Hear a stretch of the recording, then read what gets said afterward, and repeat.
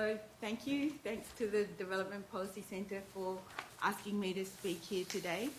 And my presentation is to follow on particularly one thing Joe said on what can we do now. So this is a bit of a story about what can we do now. I'm an academic and a researcher, so I try to hold on to objectivity, very often unsuccessfully and totally unsuccessfully around this particular issue. But I'm going to start with how I first was exposed to the issue of family and sexual violence in PNG, and then the story of responding as a researcher, as an individual. So in October last year, I went to evaluate the Family and Sexual Violence Support Centre, so the Family Support Centre in Angau Hospital in Lae, Papua New Guinea. At the time, that hospital had been supported by Médecins Sans Frontières, so Doctors Without Borders, for about 5 years. And over that period, they'd seen about 13 to 14,000 survivors of family and sexual violence. And the objective of that program, when MSF started the support to the centre, was to achieve high quality medical and psychosocial care for those survivors. And that objective had been achieved. So for the around 3,000 survivors who presented each year, and I'm going to say women and children because the vast majority were women and children and are women and children, they received good quality, appropriate medical and care and counselling. But two things particularly from my evaluation that I couldn't let go of was that the majority of the women who presented were women who had been injured, had been raped, had been assaulted by their partners, so intimate partner violence, intimate partner rape. And the majority of non-intimate partner sexual assault and rape that presented, the cases were children. So those two things are facts. I want to now talk to you a little bit to illustrate what those facts mean to service providers. So these three women are women who deal on a daily basis with this issue. Is this a point in my brain? Yes. So this is Daisy Plana.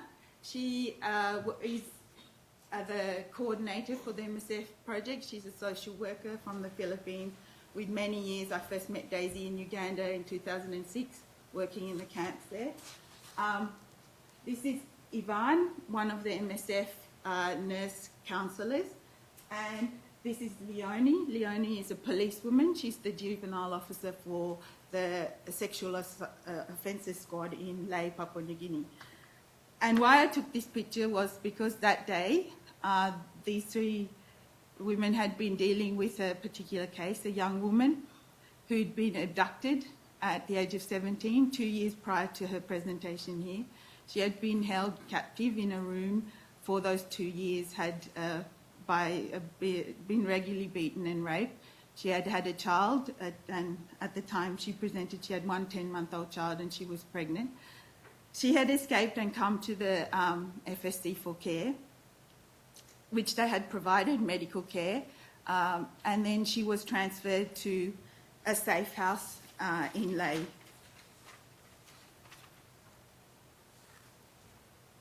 So this was the safe house she went to. It's run by a very good individual, a man with his family. It's in one of the least secure settlements in Lae. So this is the safe house, what they call a safe house. It's a small building. There is a training centre for children there. It's open. The fence doesn't provide security. There is no security guards. Very soon, people know who is there, what is happening. So the man, the individual who had abducted this young woman, became aware she was being held there. He came, he had a gun. So she was taken back to the FSC because that was the Family Support Centre. That was the only place people felt they could take her. They took her there. He came there with the child and with the weapon, asking for the girl to be returned. The Family Support Centre staff contacted the police, initially the Criminal Investigations Department, Officially, they were told there's not much we can do, we're not clear on what this story is about. Unofficially, they were told, you know, it's risky for you to keep that girl in the FSC, you should probably send her home, which to them was unacceptable. But over 5 years of providing medical care, what has happened is that de facto these staff have realised that medical care is not the end to these particular problems. They have built relationships on an informal basis with people in the sector they trust. And so that's why they called Leonie. So she's the juvenile officer. She came, she spent a long time talking to this girl, but still no one knew exactly what to do. She wasn't originally, her family wasn't from Lae. She couldn't go back to the safe house. The safe house manager was saying it's not safe for me or for her to return. So that is the experience for people delivering services, trying to help these women and these children. And it's within a context, you know, you hear a lot about the justice sector, and there have been very many good things, that programs that people have tried to put in place. This lady, she's very committed individual. She's one of the female village court magistrates. Her name is Rose. And to give you an idea of the importance of this village court system, the more common law system in PNG, it's now part of the recognised legal system. It is intended to hear non-criminal, fairly small matters, but because of the delays and the issues in accessing justice through the formal sector, a lot of justice, even for these women and children, happens at this level. So Rose was saying, for example, the Lae Court would issue maybe 6-7 interim protection orders a month. This is Rose with her official stamp. She sees, as part of her court, a weekly session with 5 others. She sees about 40 cases, and she told me a lot of them are family and sexual violence. And she says, I know I shouldn't be seeing cases such as rape of children, but often the families have no other option. They can't access the formal system. They come to me for some kind of justice. So I see children who have been raped, and I need to decide, what do I do? Do I look for a way to compensate? Because the other sectors are not able to provide adequate recourse. So that's the setting in which many committed individuals are working. And I want to now move on to what is the gap? What is the problem for service deliverers? So you have people across all these sectors who are responding, who are doing their best, more than their best, at great personal cost.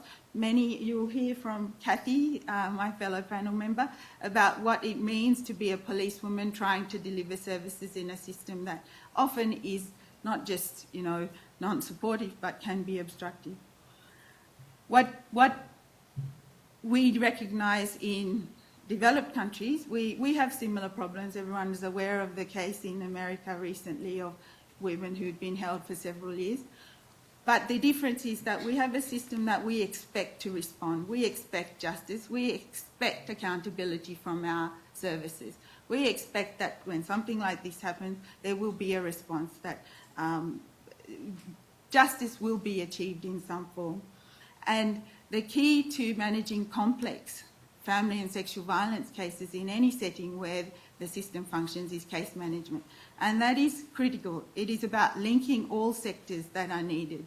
So in Lae, there has been very strong focus and there is very effective medical care, but it has not been supported by an equal focus and equal strength in other sectors that are equally important, in the justice sector, in the child protection sector. And so that has meant that the individuals here who are trying to respond are fairly isolated in those sectors. They are linked informally by connections to people who have asked them to help, who they know if they talk to, they may get response from, but there is no coordination. And a few weeks ago, Ume Waineti, she's the head of the Family and Sexual Violence Action Committee in Papua New Guinea. It is the peak body that is pushing strategy and pushing action on this issue.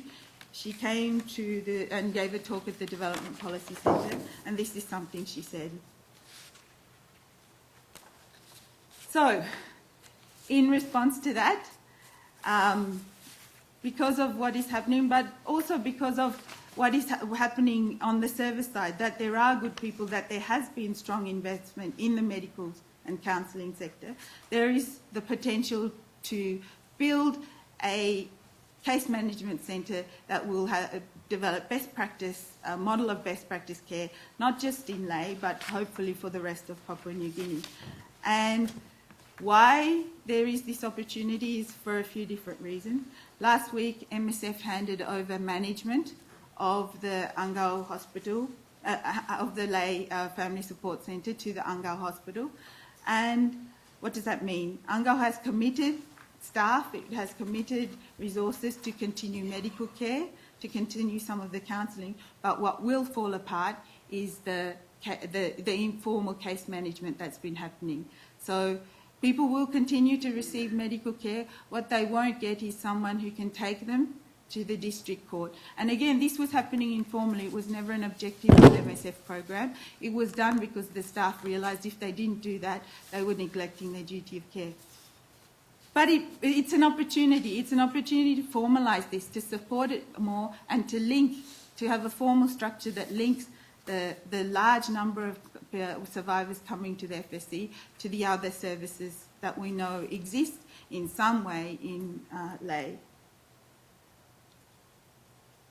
So after my initial visit, I spoke to colleagues here, and in February I went to Lae with Stephen House, and we spoke to a range of stakeholders,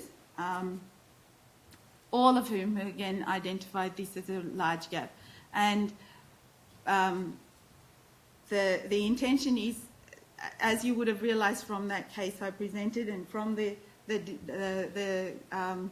cases that Joe presented, the need is not just for women or children to receive medical care, it's to receive this comprehensive care and to receive support in accessing that care. You know, women who have been abused by their husbands, they don't have resources, they can't pay the 20 kina needed for, you know, an IPO to be issued, they can't pay the 50 kinas for the police to go and pick up their child, fill the car with petrol to go and pick up their child if there is a custody dispute. They don't know what is needed at the court when they present for their IPO. They need that level of support if they are to get justice. And we think that by building this model, by building what has already been achieved in Lae, we will set up a model that can provide best practice, that can provide evidence. You have this large volume of patients. Nobody else in Papua New Guinea sees this number of clients. It's several magnitude greater. And it provides a base to examine what do these women really want. It's again something that people don't understand, that these women have not been asked. Once informed of what their rights should be, what the system should be providing, what do they actually want from the system? What recourse are they looking for when they present for care? So this is an opportunity to get some answers to all those questions.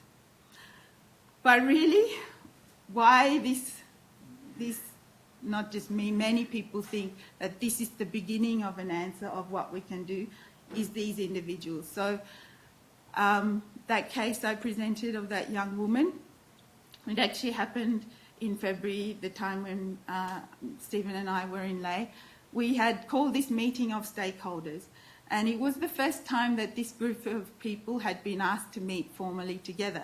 And the intention was to discuss in general issues around family and sexual violence, but because for all of us the preoccupation was what was going to happen to this young woman that night, what was going to happen to her.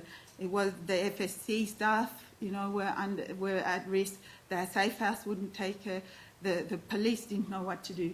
So we called this meeting to talk to people in general. Ended up being an informal or a spontaneous case management meeting. Many of these people were there. So I want to tell you who they are. This is Anna Raymond. She's the senior solicitor in the Lae National Court. This is Kathy Rimbaugh, who you will hear from. This is Martha Kamali. She is one of the community policing officers. This is Daisy, who I told you about. Leonie, the juvenile police officer with the Sexual Offences Squad. This is Sari Waru. She is a secretary of a new NGO that is setting up a new safe house. This is Lincoln Menda. He is the doctor for the Family Support Centre from National Department of Health, very committed, who has now taken on the senior FSV management role. This is Mark Serapico. He's the senior magistrate for the Lay National Court. Again, through 5 years of experience, these are all people we have established as being committed to this issue, who, when they are asked, respond. And this is Emily Bosky. She's the Child Protection Officer for the Lay Province. MSF, the FSC clinic, sends her about 10 children a week with child protection issues. She has 1 day a week to work on child protection. And, none of the supports we would expect. The first time I met her, she said, "Kamalini, can you arrange some counselling? Because I think I'm traumatised from my work." Anyway, so these people at that particular meeting, and all we had done, as an academic, you rarely get the opportunity to do anything useful, and even more rarely do you see it come to fruition in front of your eyes. But all we had done was pay 100 kina, I think, to rent the Salvation Army Hall and ask these people to come. And for an hour, they discussed this case. And the outcome was that Leonie got 3 other police women. Initially, there was discussion, should we put her in jail for protective custody? Then everyone decided that might not be the best thing. They put her in Leonie's office under 24-hour guard. Anna and Emily and a couple of the other women went to the Metropolitan Superintendent, so the senior police officer, said, "You make sure there's a warrant issued," and he issued a warrant for the perpetrator. She was kept for 48 hours safe by Leonie, and MSF organised repatriation for that young woman to go back home. So that's why I think this is the answer. And what we are trying to do is support these people to achieve what they know what they want. They know how they will achieve it. All they need is a little bit of resourcing. They are asking for some models of what works to provide training and capacity building around what they should be aiming for. I know these people can achieve it, so that's what we're going to do. We're going to help these people to achieve, or to build on what they have already achieved. Thank you.